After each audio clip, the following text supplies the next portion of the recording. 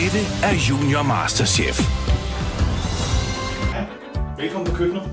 Jeg hedder Sebastian, og i dag skal vi se, hvordan jeg laver min personlighedskage. Det er at få en rigtig god start på dagen, så jeg tager selvfølgelig mine havregryn og spiser om morgenen. Og ikke mindst så vitaminbomben, det er altså meget vigtigt. Til hverdag der læser jeg musik ud på kur.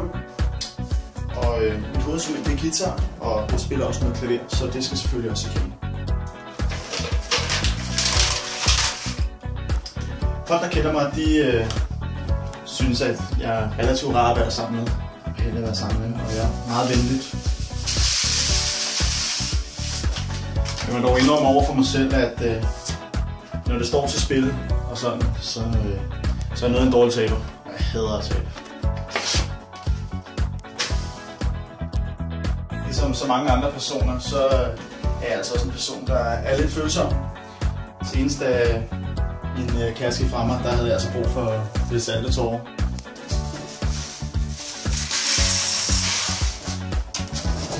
Men så er det bare over på hesten igen. Og så er det godt, der er en fredag eller en lørdag, hvor man kan komme ned og drikke nogle øl.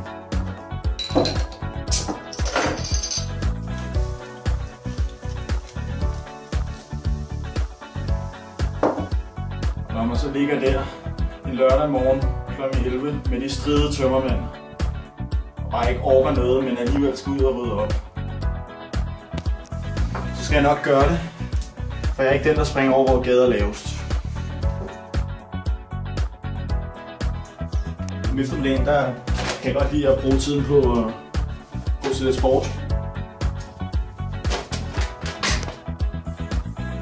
Men jeg må sige, at det slår altså lidt i baggrunden i øjeblikket, for jeg står faktisk uden hjem 1. januar, og det er eddikesygt.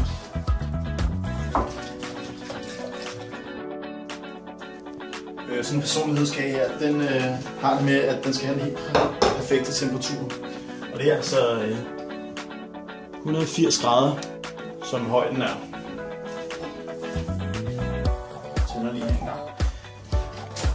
Og så er det vigtigt, at den får 24 minutter, som er min alder.